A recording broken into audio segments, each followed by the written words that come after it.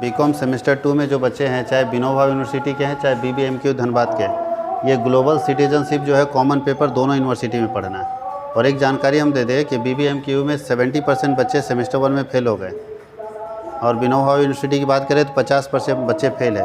अब ये जो बच्चे फेल हो रहे हैं उसके कारण क्या है, ये चीज़ जानने की ज़रूरत है। कुछ यूनिवर्सिटी की गलती तो ज़बरदस्त है, लेकिन स्टूडेंट की भी कुछ गलती है। स्टूडेंट पढ़ते नहीं और नहीं पढ़ाई करने के कारण वो फेल हो जा रहे हैं। अब 70% बच्चा किसी यूनिवर्सिटी का फेल हो जाए, ये अपने आप में हंसी का बात है। वैसे BBU में भी 50% बच्चे फेल है सेमेस्टर 1 में। अगर सेमेस्टर 2 में फेल हुए तो गए।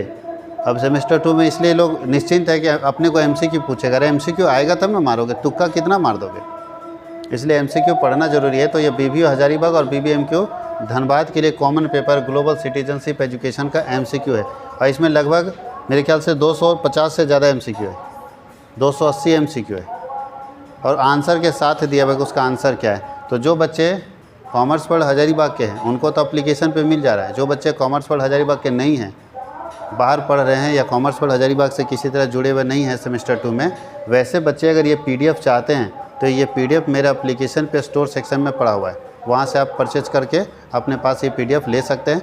कैसे परचेज़ करेंगे, तो एप्लीकेशन इंस्टॉल कीजिएगा, अपना नंबर डालिएगा, OTP आएगा, OTP सबमिट कीजिएगा। उसके बाद नीचे एप्लीकेशन का होम पेज खुल जाएगा, नीचे आपको स्टोर दिखेगा।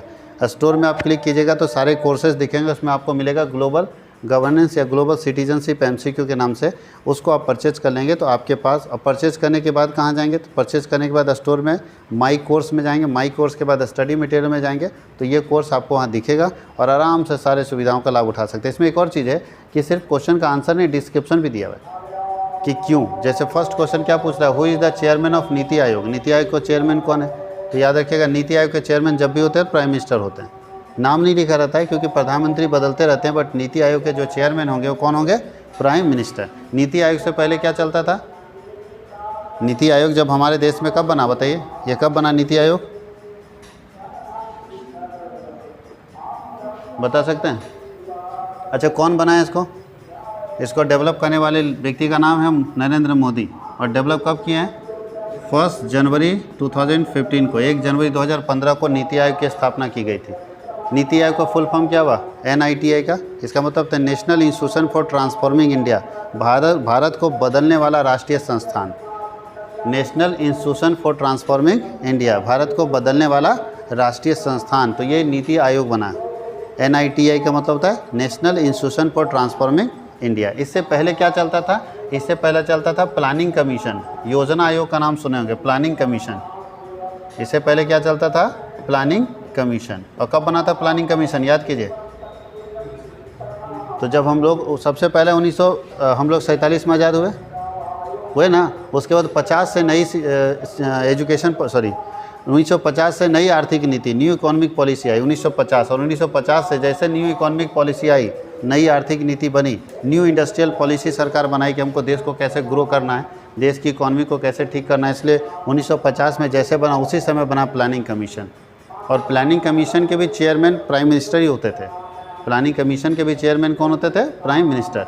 और प्लानिंग कमीशन ख़त्म कर दिया गया कब, 1 जनवरी 2015 तक। इसका मतलब 1 जनवरी 2015 से पहले हमारे देश में प्लानिंग कमीशन होता था, जो ये प्लान करता था कि देश में कहाँ कहाँ इंफ्रास्ट्रक्चर डेवलपमेंट करना है, किस जगह पे चेक डैम चाहिए, कहाँ पे नेशनल हाईवे बनाना है, कहाँ पे हॉस्पिटल चाहिए, ये सब प्लानिंग कमीशन डिसाइड करता था। अब ये कौन डिसाइड करता है, नीति आयोग।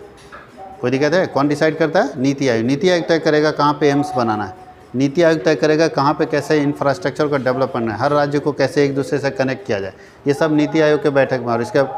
और इसके चेयरमैन कौन होते हैं, प्राइम मिनिस्टर, और इसका एक वाइस चेयरमैन होता है जो उसको चलाता है।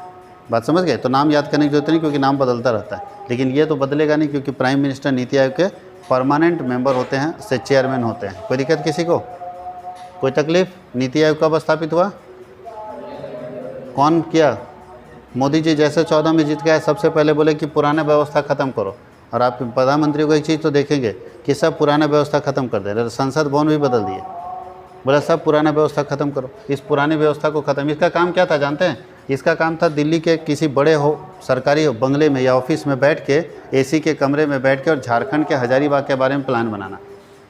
उस जो ऑफिसर बैठा उसको पूछो हजारीबाग कहाँ है तो उसको नहीं मालूम है, लेकिन प्लान बना रहा है। तो उसको मालूम है कि हजारीबाग में किस तरह का व्यवस्था होना चाहिए।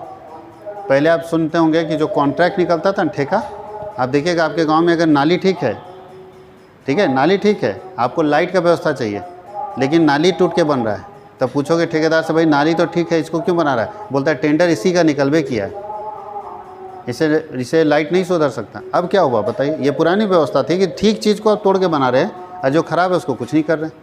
यही है पुरानी व्यवस्था। बात समझ गए? नई व्यवस्था में क्या सिस्टम सेट हुआ है?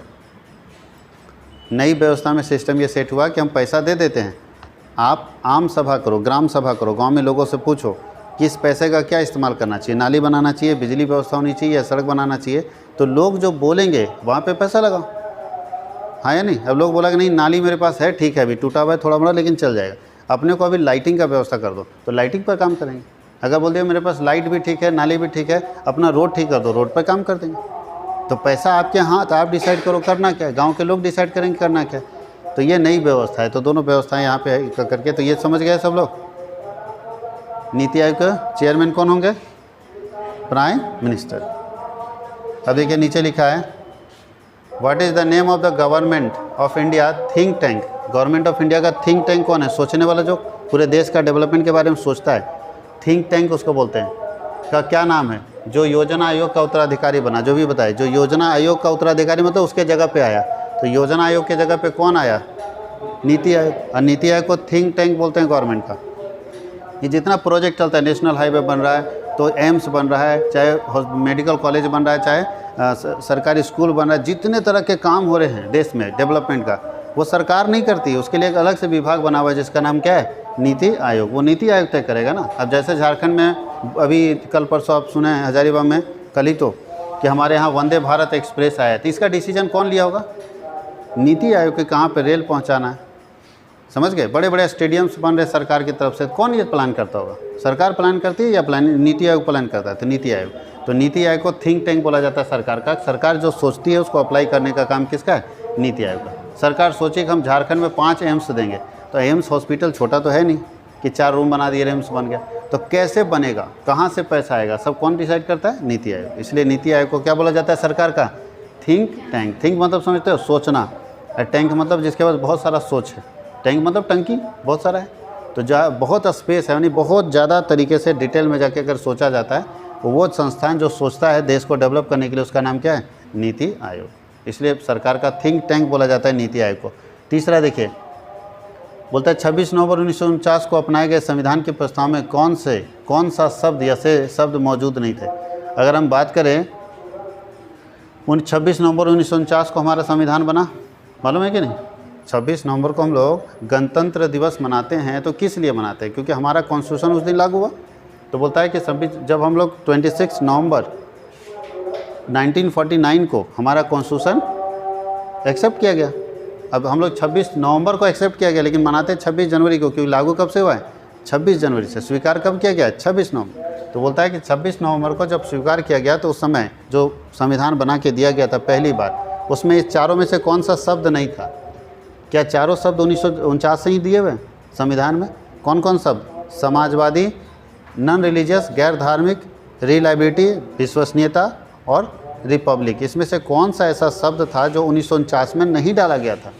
इसका मतलब बाकी शब्द डाले हुए होंगे, तो कौन सा ऐसा शब्द था बताइए जो नहीं डाला हुआ था 1949 में? अब नीचे ऑप्शन कोड करके दिया है, बोलता है follow the code to find the right answer. देखिए इसमें राइट आंसर क्यों किया हुआ है सब में? ताकि जो बच्चा PDF परचेज करेगा उस तक राइट आंसर पहुंच जाएगा, क्योंकि सबका वीडियो बनाना तो पॉसिबल नहीं है ना, कुछ का वीडियो बना के समझा दिया जाएगा, लेकिन बाकी वो अपने से पढ़ सकता है।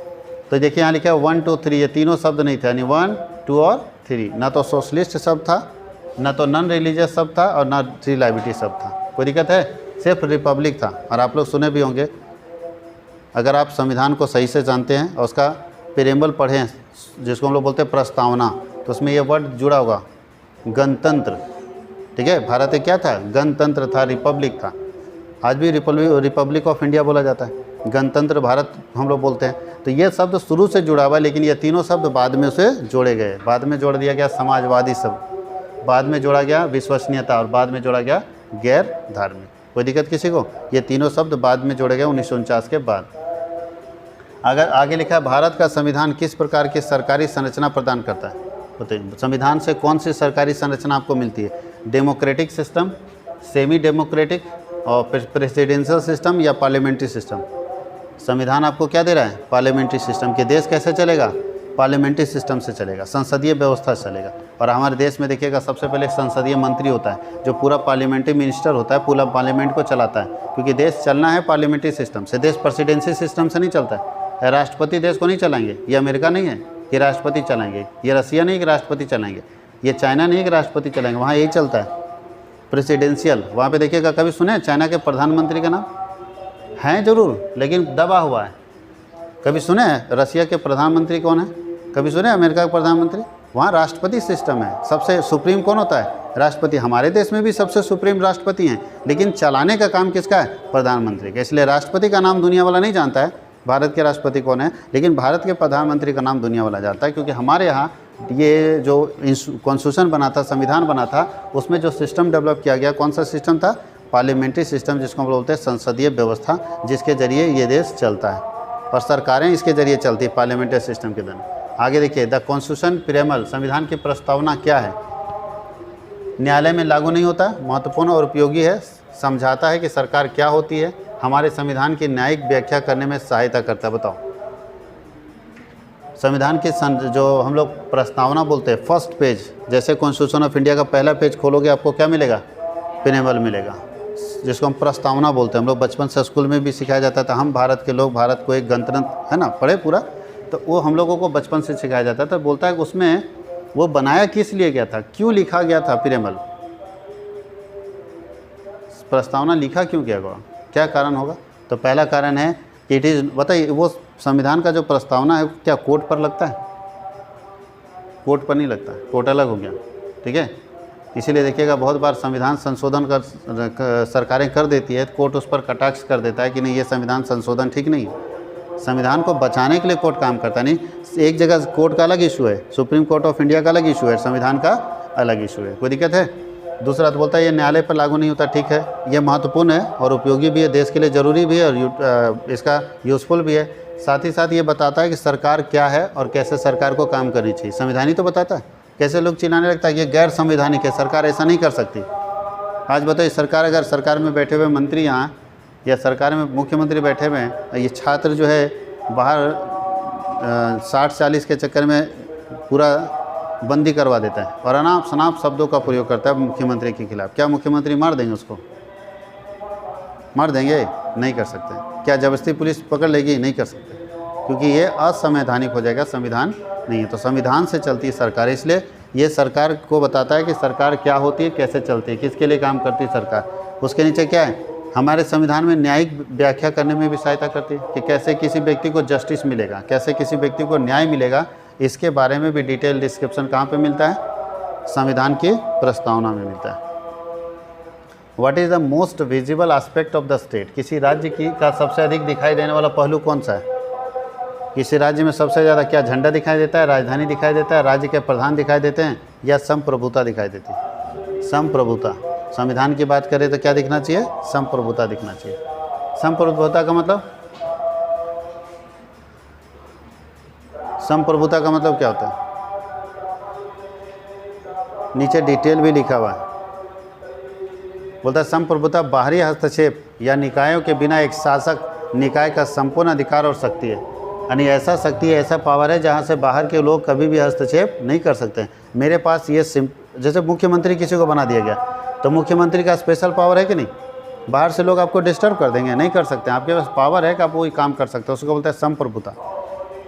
आगे लिखा है which of the following character is not of excellent governance? इसमें से एक अच्छा गवर्नेंस में कौन सा फीचर्स नहीं होता है? एक अच्छा गवर्नमेंट कौन नहीं होगा, बताइए आप लोग। अच्छा, गवर्नमेंट और गवर्नेंस में अंतर होता है ना, तो वो बोलता है एक अच्छे गवर्नेंस में, एक अच्छा गवर्नेंस अगर हम बात करें, जिसको राम राज्य हम लोग अपने ज़माने में बोलते थे कि राम राज्य, राम भगवान के समय में कितना अच्छा राज्य था। तो राम राज्य का मतलब क्या है? एक अच्छा गवर्नेंस होना चाहिए जहाँ हर व्यक्ति को न्याय मिल सके, हर व्यक्ति को शिक्षा मिल सके, हर व्यक्ति को स्वास्थ्य की सुविधा मिल सकते हैं, हर व्यक्ति को सारी सुविधाएं मिल सकते हैं, हर व्यक्ति को, ये गरीब अमीर नहीं देखा जाए, छोटा बड़ा नहीं देखा जाए, उसको गवर्नेंस बोलते हैं। बोलता है एक अच्छा गवर्नेंस कौन होता है? जो अकाउंटेबल होता है, जवाबदेही होता है, बिल्कुल। अच्छे गवर्नेंस में चाहिए कि नहीं चाहिए? तो हम लोगों को पूछ रहा है नहीं कौन सा है, तो इसमें से कौन सा नहीं है?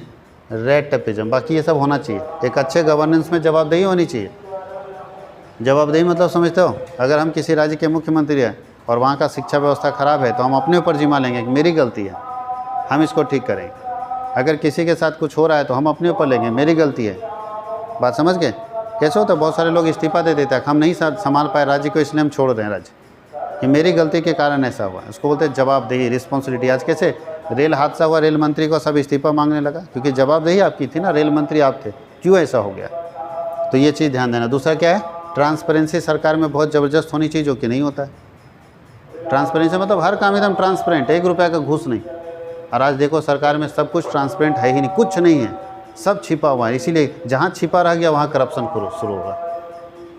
लेकिन सोचिए, हर जितने भी MP MLA हैं, उनका सारा प्रॉपर्टी, जितना पैसा है, सब सरकार के नज़र में रहे, सब इनकम टैक्स डिपार्टमेंट के नज़र में रहे, सब ट्रांसपेरेंट रहे, तो क्या कोई करप्शन कर लेगा? बोला जाए, नियम बना दिया जाए कि जितने MP जीतेंगे या MLA जीतते हैं, उनको अपना सारा डिटेल पब्लिक करना होगा कि कितना प्रॉपर्टी आपके पास है। अगर उससे ज़्यादा निकला सरकार छीन लेगी और जांच बैठा दो, तो क्या लोग सही बताएंगे, गलत बताएंगे? सही बताएंगे। उसके बाद ज़्यादा पैसा एक्स्ट्रा कमाएंगे नहीं, क्योंकि जानता है जो कमाएंगे हमको दिखाना पड़ेगा सब। लेकिन नहीं है ट्रांसपेरेंसी। तो बोलता है एक अच्छे गवर्नमेंट में ट्रांसपेरेंसी भी होनी चाहिए, रूल ऑफ लॉ भी होनी चाहिए, नियम कानून होना चाहिए। एक अच्छे गवर्नमेंट में क्या नहीं होना चाहिए? Red tapism. क्या होता है रेड टेपिज्म? आप लोग झेलते हो, सारे लोग इसको झेलते हो। रेड टेपिज्म क्या होता है बताइए? रेड टेपिज्म का मतलब, अरे अफसरशाही समझते हो? अफसरशाही नहीं। अच्छा, हम लोग आज़ाद कब हुए? कब आज़ाद हुए? कुछ बच्चों का कहना है 1947। और मैं बहुत ही जिम्मेदारी के साथ कर रहा हूँ कि हम लोग आज़ाद अभी भी नहीं हुए। बहुत ही जिम्मेदारी के साथ कर रहा हूँ कि हम लोग आज़ाद अभी भी नहीं हुए। बस यही है कि 1947 में अंग्रेज़ छोड़ के चले गए, उसके बाद अफसर लोग और नेता लोग रगड़ रहे हैं। त्रस्त तो जनता है। जो अंग्रेज़ों के ज़माने में था, आज क्या नहीं मिल रहा है आपको? आज चले जाइए किसी थाने में, कोई काम करा के निकल लीजिए, किसी ब्लॉक में बिना पैसे का काम करा के निकल लीजिए, तो सर क्रश तो वहाँ भी कर रहा है। तो जो अंग्रेज़ लूटता था वही ये लूट रहा है, बस एक मारपीट नहीं कर रहा है, बाकी तो लूट रहा है, डैमेज तो कर रहा है। तो अंग्रेज़ों के ज़माने में भी हम क्रश किए जाते थे, है ना, वहाँ भी हमसे लूटा जाता था, गलत व्यवहार किया जाता था। आज किसी आप सरकारी ऑफिस में चले जाइए, अगर आपके साथ सही व्यवहार हो जाए तो बता दीजिएगा आप हमको। सही व्यवहार, पैसा नहीं दीजिएगा खाली, और लड़िए अपने हक़ के लिए, हम पैसा नहीं देंगे, हम भारत के नागरिक होने के नाते हम पैसा नहीं देंगे, आपको मेरा काम करना होगा। जाके कहीं किसी ब्लॉक में कहीं भी जाके आप काम करा के निकल जाइए प्यार से, और सामने वाला अधिकारी बोले बिल्कुल आपका हक बनता है, बैठिए हम करके देते हैं, ऐसा अगर कर दे तब हम समझेंगे कि हमको क्या मिल गया? फ्रीडम मिल गया। लेकिन क्या आज़ादी मिली? नहीं मिली, अभी भी आज़ादी नहीं। बस अंग्रेज़ छोड़ के गए तो अफसर पकड़ लिए और नेता पकड़ लिए। हम लोग तो वैसे ही चूसे जा रहे हैं आज भी, इसलिए आज़ादी नहीं मिली। तो यहाँ वही बात बोल रहा है कि अफसरशाही का मतलब था, रेड टेपिज्म का मतलब था अफसर लोगों का पूरा चलता है। आज बताइए किसी ब्लॉक में, आज इतना छोड़ दीजिए, थाने में जाइए ना, और थाने में कोई गलत करा बोलिए, जाके ऊपर कंप्लेंट कर देंगे, बोलता है जाओ। इतना कॉन्फिडेंट उसको है कि ऊपर वाला हमको बचा लेगा। बोलता है ये जो तुमसे ले रहे हैं ना बाबू, इसका 30% ऊपर जाएगा, तुम जाओ बोल दो। अब तुम ऊपर गया, बोले पागल हो गया क्या जी, तुम्हारा दिमाग में खिसक गया, उठा के जेल में डाल देंगे, भागता है यहाँ से। अब तुम वहाँ से बोला कि ऊपर जाएंगे, बोले जाओ, बोला 10% वहाँ भी जाता है, टेंशन मत लो, सब ऊपर से नीचे जाता है, कोई तुम्हारा बात नहीं सुनेगा, किससे लड़ोगे?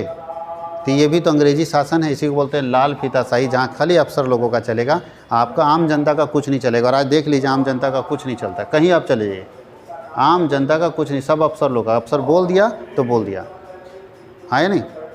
बड़े बड़े बिल्डिंग अवैध तरीके से सरकारी ज़मीन में बने हुए, उसमें इन सरकारी अफसर लोगों का हिम्मत नहीं होगा, कलेजे में दम नहीं है कि उस बिल्डिंग को तोड़ दे। लेकिन एक गरीब आदमी अगर रोड के किनारे चाय का स्टॉल लगा दिया तो तुरंत नगर निगम की गाड़ी एकदम तोड़ देगी इसको, तुरंत। और ये मीडिया में दिखाएगा कि देखो हम पावरफुल कितने हैं, उस गरीब आदमी को क्रश करके। ये देखता है मेरा पावर, देखा 1 सेकंड में इसका गुमटी उड़ा दी। हमको चाय नहीं पिलाया था, पैसा मांग रहा था चाय पिलाने का, लोग उड़ा दिए। अरे भाई गरीब आदमी पैसा नहीं मांगेगा। एक ऑटो वाला बेचारा पैसा मांगा किसी व्यक्ति से, किसी अधिकारी से कि लाइए भाई पैसा दीजिए, गुस्सा में आके अधिकारी ऑटो वाला का लाइसेंस लाओ, सब चेक करो, अब पूरा फाइन मार दिए 40,000 का। ऑटो वाला किसी तरह भर रहा है, लेकिन हिम्मत नहीं होता बड़े लोगों का लाइसेंस चेक करने का, हिम्मत नहीं इनके अंदर। इसका मतलब क्या है? सब अफसरशाही है, यही लाल फीताशाही होता है। जिस दिन हमारे देश से लाल फीताशाही उतरेगा, हटेगा, उसी दिन असली राम राज्य आएगा। उसके पहले राम राज्य नहीं है, खाली अफसर लोगों का काम। आम जनता का कौन काम हो रहा है बता दीजिए, एक काम बता दीजिए आम जनता का। यहाँ तक भगवान में भी हो गया अलग अलग, पता नहीं है। जब हम भगवान की बात करते हैं, भगवान में पूजा करने जाता है, भगवान को तो आम जनता के लिए अलग होता है, वीआईपी का अलग गेट होता है। यहाँ तक तो ठीक है, वीआईपी का गेट अलग है और आम जनता का गेट अलग है। भगवान भी अलग अलग आशीर्वाद देते होंगे कि अच्छा तू वीआईपी है, तुमको लो थोड़ा ज़्यादा देते हैं, तुम आम आदमी है, रहे तुम हटो। ऐसा नहीं है, भगवान का आशीर्वाद तो सबके लिए बराबर है, लेकिन वीआईपी को अलग तरीके से ट्रीट किया जाता है और आम आदमी को अलग तरीके से। क्या ये सही है? होना ये चाहिए क्या भैया, आप वीआईपी हो चाहे कोई हो, जब जनता खड़ी है, आप जनता के सेवक हो तो जनता के साथ जाओ, पूजा ही करना, लाइन में रहेंगे, क्या दिक्कत है? स्पेशल वीआईपी मतलब इतने बिजी तो आप हैं नहीं। इसका मतलब अगर ऐसा स्टेटस दिखाया जा रहा है, पूरा माहौल बनाया जा रहा है, तो इसी को हम लोग क्या बोलते हैं? रेड टेपिज्म, लाल फीताशाही। जब तक अफसरशाही रहेगा इस देश में, हम लोग गुलामी हैं। कोई दिक्कत किसी को? अब आगे बढ़ें। आगे क्या लिखा है? Which of the following is not a features of Indian constitution. इसमें से भारतीय संविधान की विशेषता कौन सा नहीं है? संसदीय प्रणाली है ना भारतीय संविधान में, इसी से तो देश चल रहा है। दूसरा, प्रेसिडेंशियल एडमिनिस्ट्रेशन नहीं है, राष्ट्रपति प्रशासन नहीं है, राष्ट्रपति नहीं चलाएंगे। हाँ, इमरजेंसी केसेस में राष्ट्रपति शासन लगता है, वो भी राज्यों में लगता है। देश में राष्ट्रपति शासन बहुत मुश्किल है। राज्यों में राष्ट्रपति शासन सुने होंगे, तो राष्ट्रपति नहीं चलाएंगे, तो इसलिए हम लोग का राष्ट्रपति वाला सही है। तीसरा, न्यायपालिका की स्वतंत्रता, जुडिशरी इंडिपेंडेंस है हमारे यहाँ। भारत में तीन हम लोग अलग अलग पार्ट बोलते हैं ना जी, 3 स्तंभ बोलते हैं हम लोग उसको। 3 पिलर ऑफ इंडियन, अगर कॉन्स्टिट्यूशन या पूरे इंडियन व्यवस्था की देखें तो भारतीय व्यवस्था में 3 पिलर है। एक पिलर मीडिया वाला, एक पिलर आपका जुडिशरी सिस्टम, और एक हो गया पार्लियामेंट्री सिस्टम। तो पार्लियामेंट्री सिस्टम हो गया, उसके बाद जुडिशरी सिस्टम भारत में है कि नहीं, जहाँ सुप्रीम कोर्ट, हाई कोर्ट है ना अपने पास। सरकार अगर गलत करेगी तो हम जुडिशरी सिस्टम में जाके कंप्लेन कर सकते हैं। उसके बाद फेडरल एडमिनिस्ट्रेशन भी है, संघीय प्रशासन भी है हमारे पास। तो भारतीय संविधान में संघीय प्रशासन है, जुडिशरी इंडिपेंडेंस है, और साथ ही साथ क्या है? पार्लियामेंट्री गवर्नमेंट है। सिर्फ नहीं है तो क्या है? प्रेसिडेंशियल एडमिनिस्ट्रेशन नहीं है भारतीय संविधान में। कोई दिक्कत है? ये बाहर का साउंड थोड़ा ज़्यादा डिस्टर्ब कर रहा है, तो आज हम लोग यहीं तक रखते हैं। इसके आगे हम लोग चलो एक और क्वेश्चन कर लेते हैं। वैसे इसके आगे हम लोग अगले क्लास में देखेंगे। जो बच्चे कॉमर्स वाले हजारीबाग के नहीं हैं वो PDF परचेज कर सकते हैं। 280 क्वेश्चन काफ़ी आपके लिए, इससे बाहर आपको क्वेश्चन नहीं पूछा जाएगा, और सारा का सारा क्वेश्चन MCQ मोड में आएगा। कोई दिक्कत है? आवाज़ ज़्यादा होने के कारण हम लोग बीच में छोड़ दे रहे हैं।